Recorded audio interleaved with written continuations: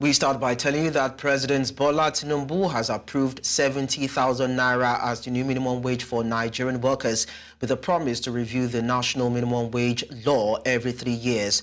This is coming after the leadership of the Nigeria Labour Congress and the Trade Union Congress met with the president at the presidential villa in Abuja on Thursday. The special advisor to President Bola Tinubu on information and strategy, Bayo Onanuga, confirmed the development. Onanuga further noted that Labour leaders praised President Tinubu's fatherly gesture, and the president also vowed to exercise his executive discretion to address the outstanding 4-month salaries owed to university unions. Moving on now, the Nigeria police in Abuja have prevented a protest by the Joint Action Committee of University of Non-Academic Staff Unions. The unions were demanding the payment of 4 months withheld salaries. Despite pleas from the union leaders, the police blocked the gates and refused to allow the protest to proceed. The unions have instead submitted their letters to the Ministers of Education and Labour. They have used an ultimatum. They issued an ultimatum threatening a full-scale strike and shutdown of universities nationwide if their demands are not met by next week.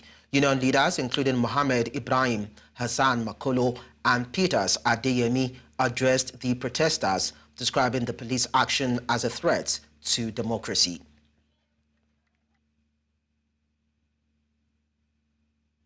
Let's now tell you that the Minister of Education, Tahir Mamman, has granted approval for the Joint Admissions and Matriculation Board, JAMB, and Nigerian tertiary institutions to admit candidates from the age of 16. These followed objections and pleas by heads of tertiary institutions present at the policy meeting on the 2024 admission organized by JAMB and held in Abuja on Thursday. The policy meeting is a forum for critical stakeholders in the admission processes into tertiary institutions in the country, including university vice-chancellors and registrars, rectors and registrars of polytechnics, provosts and registrars of colleges of education, the JAMB registrar and other officials of the examination body, and principal officers of monotechnics.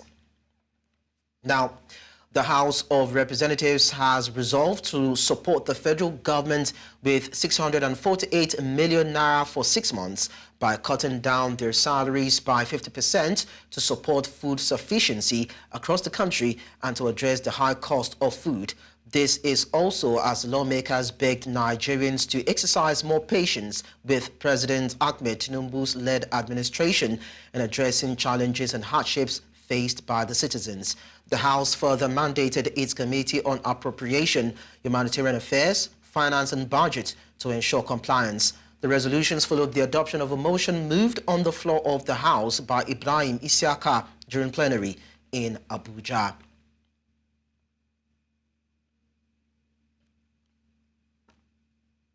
And just as we told you earlier on the news that the Nigerian government has approved 70,000 naira as minimum wage payable to Nigerian workers, a lot of people have been reacting to this particular development, even as we know that the organized labor has also acceded to this particular agreement with the Nigerian government. And so we have our correspondent, Emmanuel Bagudu, who has been on the streets of Abuja talking to people to feel their pulse, and now he's going to be giving us updates on that. Emmanuel Bagudu, thank you so much for joining us. Now tell us, what is it that Nigerians are saying after listening to this particular announcement from the Nigerian government, 70,000 naira to be paid as minimum wage?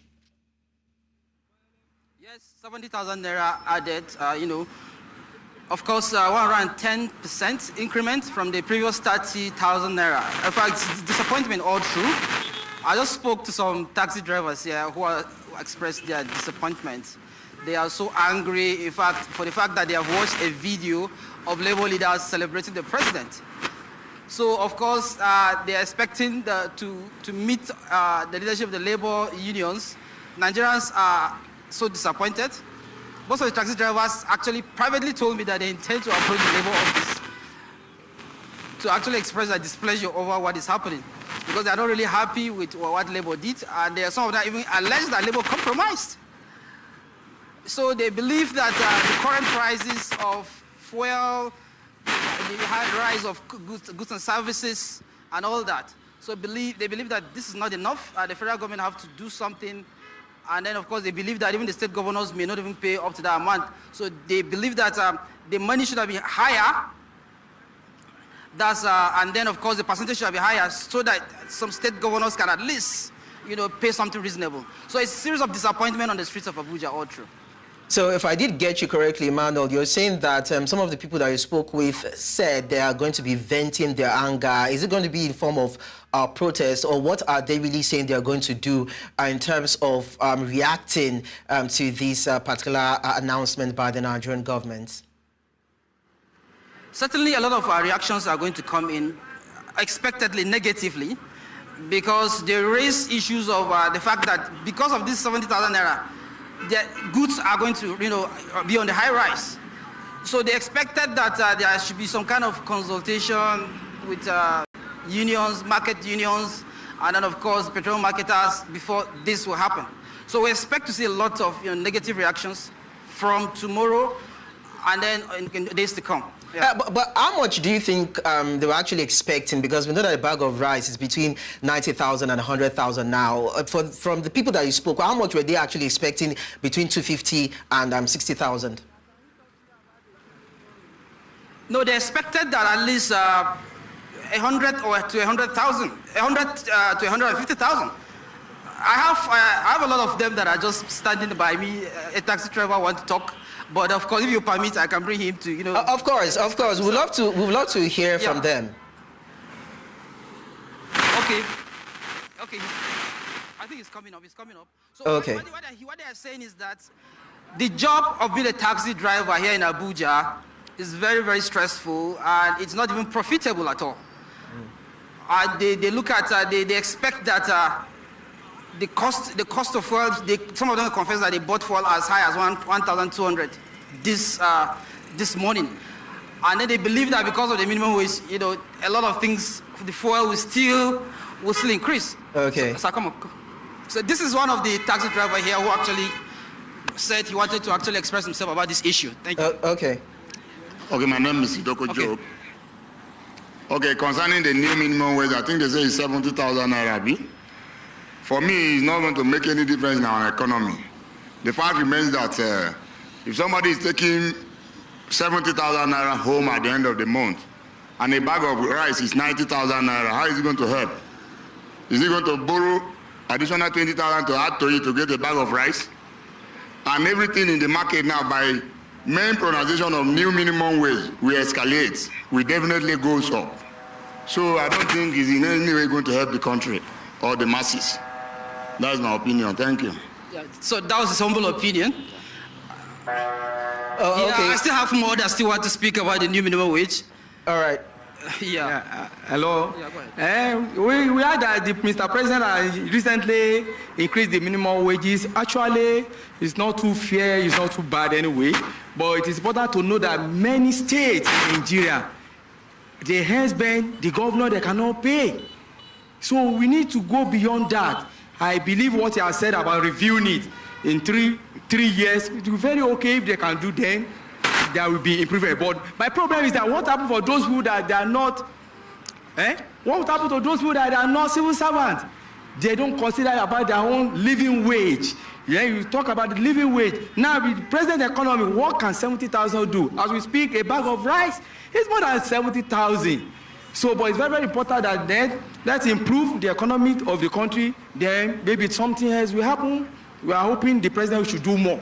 We appreciate this. Let him do more. Thank you very much. Yeah. Thank you very much. Okay, Emmanuel. Such negative reactions coming in from everyone. All right, thank you very much, Emmanuel Bagudu. We hope to get more details from you later on, probably tonight. But thank you. We move on the news now. Earlier on, I told you that the House of Reps have said they will be slashing their salaries by 50%. That is contributing about 640 648 million naira to help alleviate issues around the high cost of food in the country, and of course to boost food sufficiency in the country. And I have someone who will be talking to us about that. Of course, I have joining me a public affairs analyst, that is Sulaiman Akonde, who would also be reacting to this particular gesture by the House of Reps, that is the Green Chamber in Nigeria. Sulaiman Akonde, thank you so much for joining us on the news. Thank you for having me. So having heard that particular report or that particular gesture by the House of Reps saying that they would be giving up 50% of their salary in 6 months to help ameliorate the plight of Nigerians, how do you feel that this gesture is patriotic and sacrificial enough? Yeah, first and foremost, what we should really want to really appreciate the leadership of the National Assembly and the National House of Rep and the House of Rep member in total for thinking in that line to sacrifice part of their salary for the next 6 months. And the agitation, in the true sense of it, the agitation of most Nigeria is not really about the over-bloated, the salary of the House of Rep member. Rather, the allowances and everything that has to do with the offices. So, to be very fair to the member of the House of Rep, this is a very commendable gesture. But as they always say, they can do more and they should do more. So they should work on legislative bills that can ameliorate and reduce the hardship an average Nigerian is going through. Okay, so let's quickly look at the figures. The House of Reps wants to support the federal government with 648 million naira in 6 months. We are talking about 108 million naira per month, meaning that each member receives about 600,000 naira per month as salary. They'll be cutting it down by half, that's 300,000 naira. So when you look at this figure compared to their running costs, we are looking at 32 million naira for the House of Reps, 52 million naira for the Senate as running costs per annum. So you look at the difference as per what they're shedding, but what they're getting cumulatively for a year. Do you think that would actually make any difference? That's just it. The truth is this: it's just like a drop in an ocean. And how far will this intervention go? It's not even subject to rocket science and interpretation by anyone. So while we appreciate the fact that they have tried, it is not enough. They should do more, and they should appreciate, and they should do more by joining the president and using their legislative power to make laws that will ameliorate this suffering. It is very clear Nigerians are going through a lot. So I will call on the leadership. While they do this, they should also do more. What kind of laws, if you are to be specific, would you expect the Legislative House to propose, to the floor? Because if you say legislative laws to, ameliorate the plight of Nigerians, we need to be specific. What are the standing issues that you feel, if bills are proposed, it would directly address the pains or the pangs of the citizens? Yeah, as you know, inflation is a multifaceted issue that has a lot of indices that affects the economy of the country. There are laws that could stop it, at least laws that can do with our bilateral relation with our community, our border countries that are bordered by Nigerians, laws that has to do with inflation, laws on taxation, and a lot of things. So all this has to, sometimes the executive will tell you that, the hands are tied, because you cannot just change some of these things. They are not just changed by a fiat, except you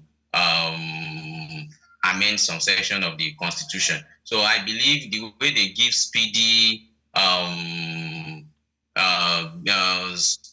speedy rate in passing other bills sent by the executive. So if there are also laws that has to do with taxation, inflation, among other things. So this law should also be looked into and amended as possible.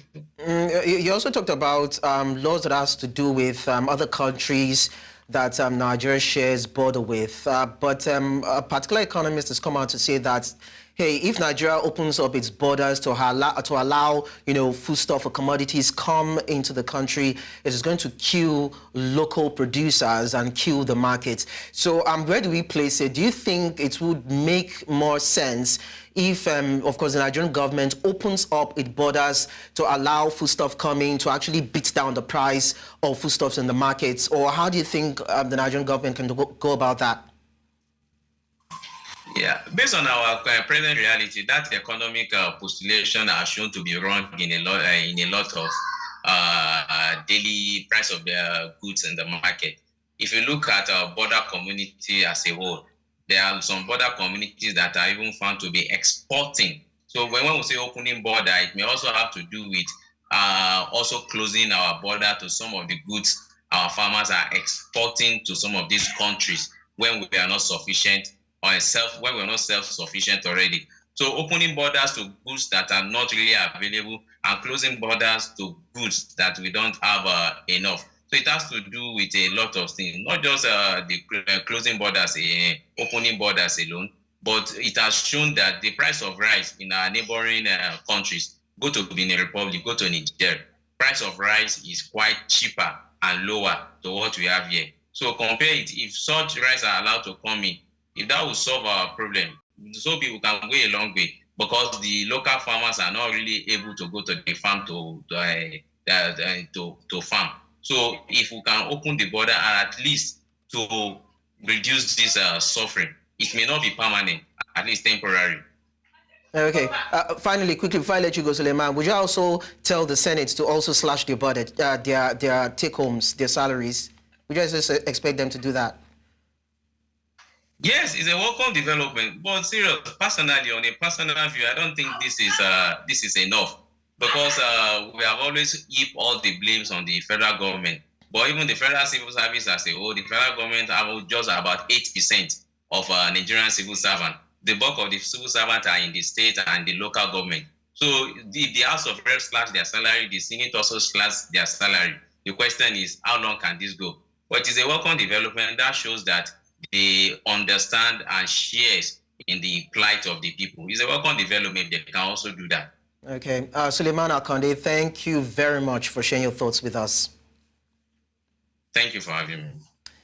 You're watching News Central now. We'll go on a very short break. We'll be back with more stories. Don't go away.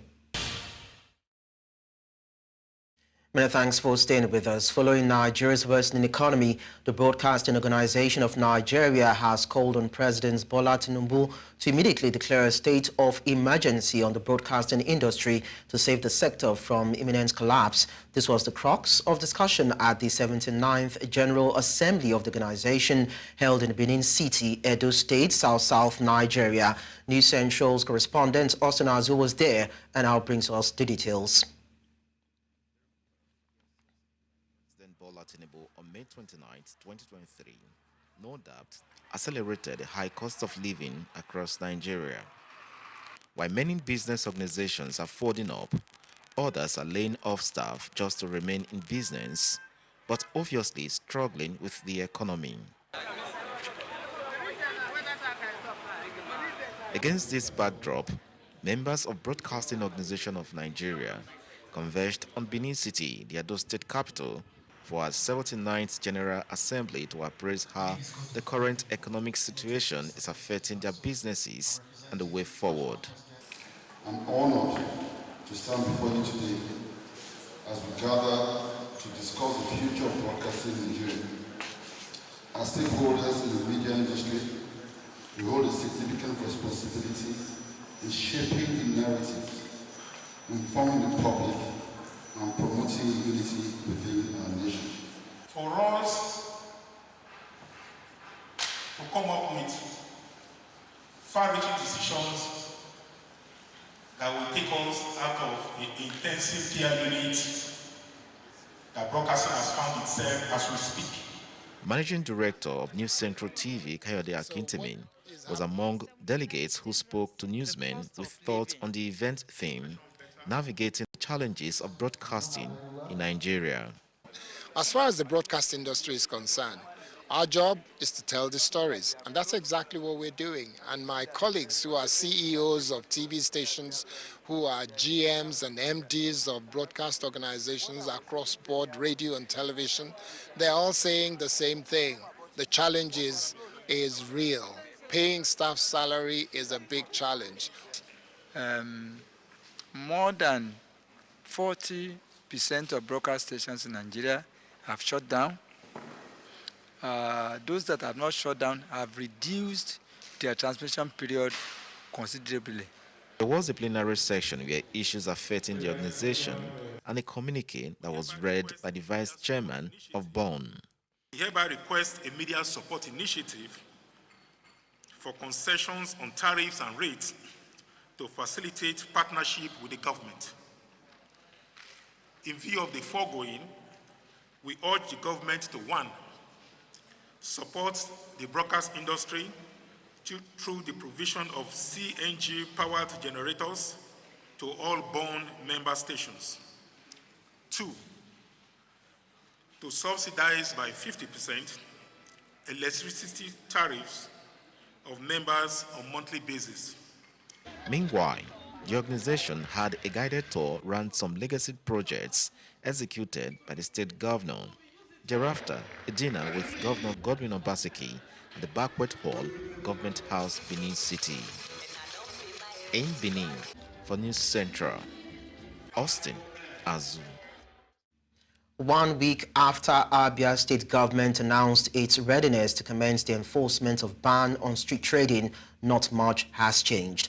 The State Commissioner for Information and Culture, Lekan, had told journalists in Umuahia that the government was planning to stop all manner of trading along the roads and undesignated areas. News Central's Chinwe reports. 24 hours after the comments from Commissioner Lekan on street trading ban enforcement, the harmonized task force moved into action, putting up barricades at locations not originally meant for buying and selling. You can see the road behind me is now quite clear and vehicles can move, other than what it used to be some days ago when traders littered the streets, the roads with their wares.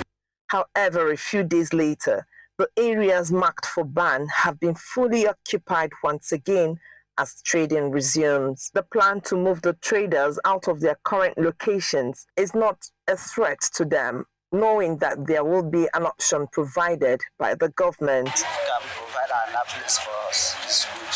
If you can go urban, as far as you can doing business, it's fine. I know that before governor lives here, I know he will provide a better place for us to stay before he's closed.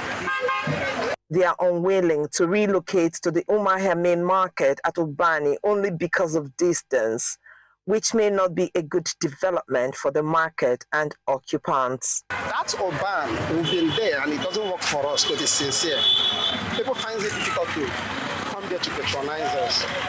So that's why we are asking our governor, because we know he's people's governor, to at least look for a place that will be around the town for us to go in.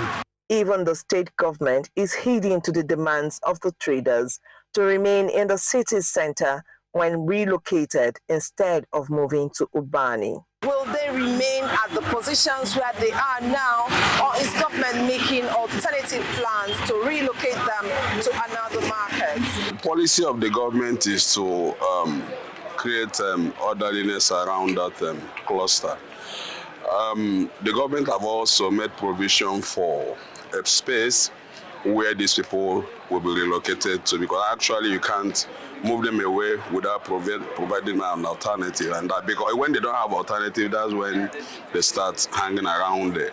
Until the proper relocation of these traders, the harmonized task force has a huge task of controlling likely surge that will cause obstruction from traders and commercial motorists on the road.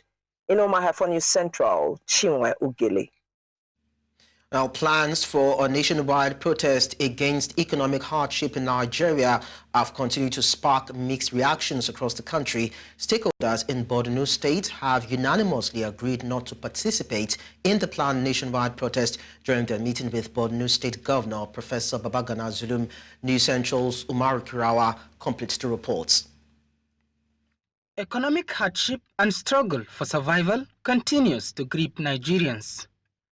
Various groups have announced plans for nationwide protest aimed at calling attention to rising inflation and unemployment. Citizens from different sectors are mobilizing to participate, citing frustration with the economic downturn exacerbated by recent government policies. Gathered here to discuss the situation are stakeholders from civil society organizations, traditional and religious groups, business associations, youth, persons with special needs, the security agencies, and journalists. When people are talking about protests here and there, we have seen all these things. They gave us 3 minutes, but honestly, I must say this because I know the situation we have over the period of 15 years or so. Even after the protests, you still have to come back and dialogue. So why waste time and energy taking the path of destruction? Experience has shown that in Nigeria, there is no history of peaceful protests. All forms of protests are being hijacked for selfish or ulterior motives. The stakeholders promised not to engage in any activity that will interfere with the peace of the state. Government of Borno State and people of Borno State have been experiencing insurgency for the last 13 years or 14 years. But now peace has been gradually returning to Borno State, and there is need for us to maintain peace and stability in the state. Any break of law and order will be a disaster for all of us. I appeal not only to the people of Borno State, but to all Nigerians to shun any protest that will bring, hardship to Nigerians. Let us engage in positive dialogues. Federal government and state government are doing everything possible to ensure that the current hardship that people are facing in Nigeria is being reduced. I'm happy to note that many of the stakeholders have made commitment that they will not join the protest. The stakeholders in Borno resolved that a constructive dialogue is the positive way rather than taking to the streets to avoid escalating tensions across the country. In Maiduguri for News Central, Umar Kirawa. Nice to know you're still there, but I'll tell you that Rwanda's President Paul Kagame has been re-elected to a 4th term in office, winning a staggering 99.18% of the votes.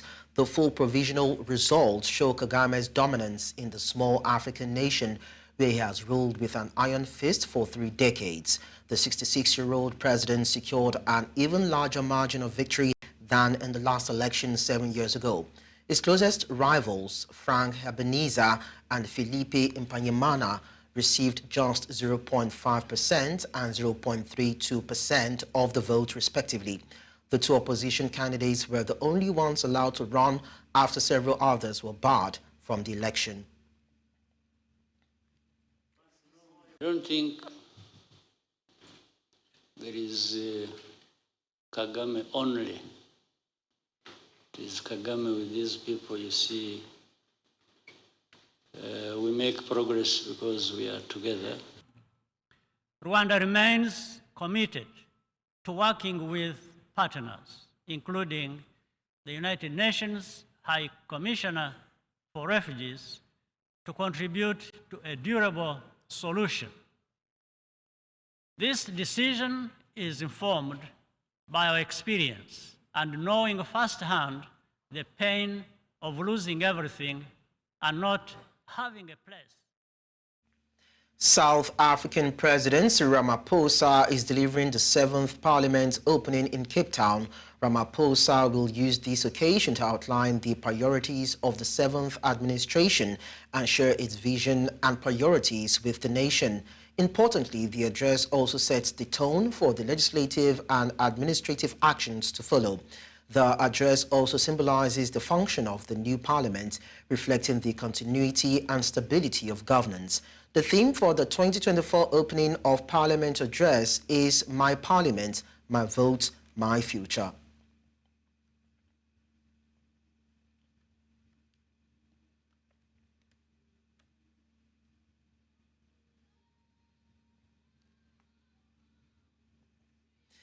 But I'll tell you that South Africa is hosting the Africa Energy Sector Inward Buying and Investment Mission in Cape Town, a second leg mission with over 40 delegates from 10 African countries coming together to explore South Africa's energy capabilities and project opportunities across the continent.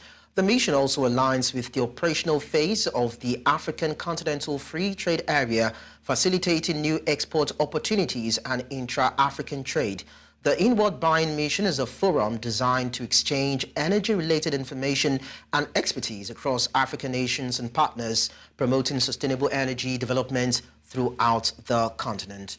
And now to discuss this further, I'm being joined by the General Manager, Research Brand South Africa, Lefensi Nokaneng. Thank you so much for joining us, Lefensi. It's nice to have you on the news. Good evening to you and your viewers at home. What are the key sectors and industries in Africa that require a just transition to actually reduce greenhouse gas emissions and promote sustainable development? Look, energy is the lifeblood of any economy. And as such, most sectors would benefit from renewables. Electricity generation, we've already mentioned, telecoms, the infrastructure sector in terms of, decarbonized infrastructure development. At the very same time, also transport and logistics. Those are some of the sectors, you can even go as far as healthcare and even the education sector. Quite a lot of potential there, I must say. But then how can investors now support the development of renewable energy sources? We're talking about solar, wind power, and the likes in Africa. Look, to transition, it requires a lot of money. So the first one would be that for them to invest, But the second one is really around investors coming in and working hand in hand with local governments in terms of, one, capacity building, but at the very same time also assisting local entrepreneurs in terms of making their projects bankable for them. Now, you said that it would involve a lot of money, and that would mean that investors would need to come and put their money into this particular initiative. But then for investors, what are the opportunities? What are the gains? When we look at energy efficiency, energy storage solutions for African countries, what are the gains for the investors and for these African countries? Well, you're mentioning battery energy storing solutions. Yes. Anyone who knows renewables would know that obviously they tend to be unstable, and incorporating battery energy storage solutions would actually give grid stability, but at the very same time also ensure that you've got a reliable energy supply during peak periods. So for investors, it means an opportunity for them to get returns in an environment where this sector is still in its nascency. Finally, before I let you go, all right, noted. Now, how can a low-carbon economy, of course, as we have seen in some parts of the world in Africa, promote sustainable development and even reduce poverty on the continent? I think it is the road towards a low-carbon economy, which is replete with opportunities around job creation, to that around skills development and capacity building in the local economy. I think to pivot around those three, that presents quite immense opportunities for our communities and for our countries. All right. Finally, before I let you go, Lefensi, we see that a couple of these world powers that have actually made pledges towards reducing carbon emission in the country have not redeemed their pledges. They seem to be reluctant, but then we still see that African countries bear the brunt of the aftershocks, of the aftermaths of climate change. Now, why is it that it seems as though these monies are not coming in? Because you talked about investment a while ago, and these monies or these funds will be needed if of course, the need to drive the action against climate change and to move away from fossil fuel and transition to renewable energy. What are the challenges there, and how can we make a difference? COP28. This was one of the most contentious issues, to say the commitments that have been made to Africa, they're still not forthcoming. And I assume that obviously later on in the year, when again we go to COP, it will still remain quite a serious contentious issue. It boils down to saying to the developed world, it's not just about a talk shop. You really have to put your money where your mouth is. So again, it will be incumbent on Africa to work collectively in putting more pressure to these nations in terms of them actually delivering on the commitments that they made at COP28. All right, Lefensino, and then thank you so much for sharing your thoughts with us. We appreciate that.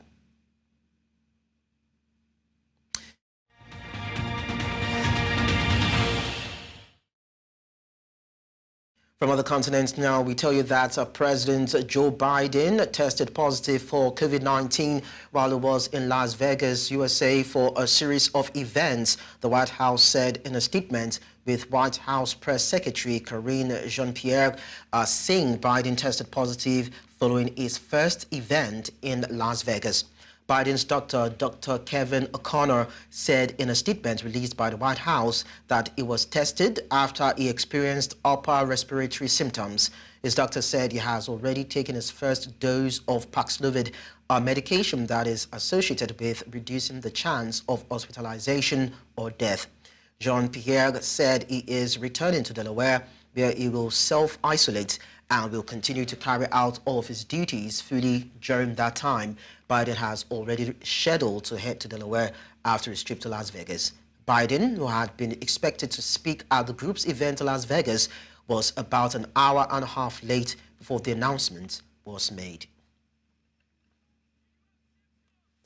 Andre Chasagne becomes the new Popular Front candidate for the presidency of the National Assembly. The new Popular Front left-wing alliance was hastily assembled before the snap election. They want to run the government but have been fighting bitterly since then over who to put forward as prime minister. It hopes its candidate for parliament chief, veteran communist lawmaker Andre Chasagne, who is well-liked across party lines, could be elected. This could be a boost to its chances of forming a government by showing the alliance can command a majority in the assembly. Chasagne's election would show Parliament's freedom and independence from the executive, says Benjamin Lucas, a Green lawmaker from the NFP group.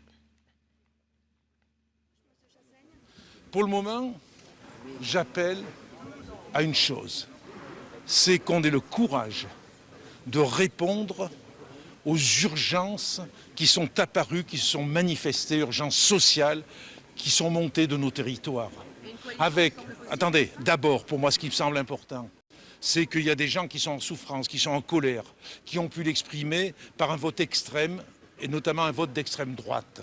Il faut donc apporter une réponse. Il y a aujourd'hui, dans notre pays, il y a une fracture. La République est abîmée. Donc la première réponse à apporter, c'est au niveau social. Et à partir de là, à partir d'un socle, la question, c'est de savoir comment on va gouverner le pays. Est-ce qu'on peut le gouverner uniquement avec le nouveau Front populaire ou est-ce qu'il faut élargir à d'autres sur un contenu progressiste qui permettra d'être dans la durée? Voilà la seule réponse que je peux apporter aujourd'hui. Mais en tout cas, dire aujourd'hui ça se passera de telle ou telle façon, je pense que c'est amuser à la galerie et j'ai pas l'habitude d'amuser à la galerie.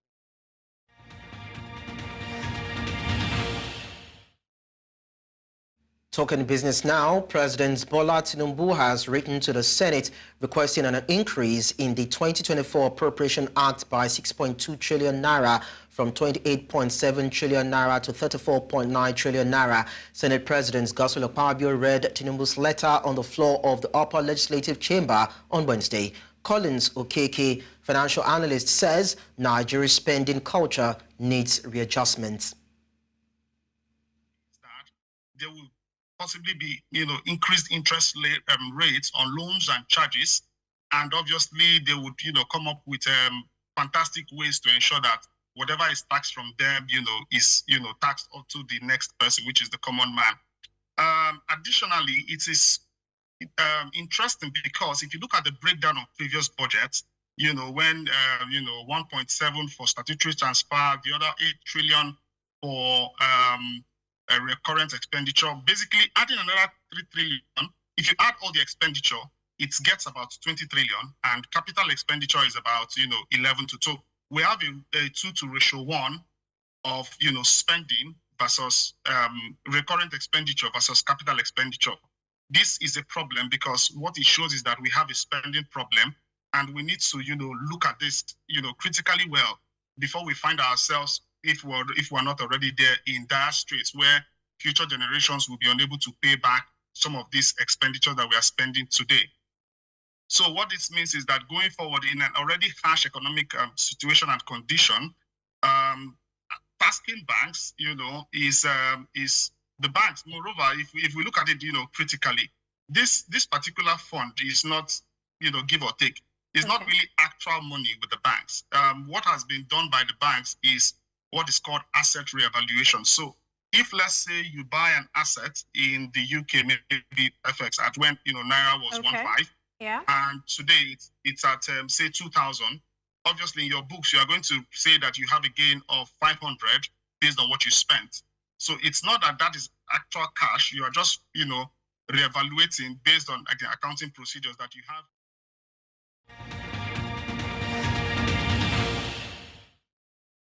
In sports, the athletes' village for the Paris Olympics and Paralympics has officially opened and welcomed its first inhabitants on Thursday.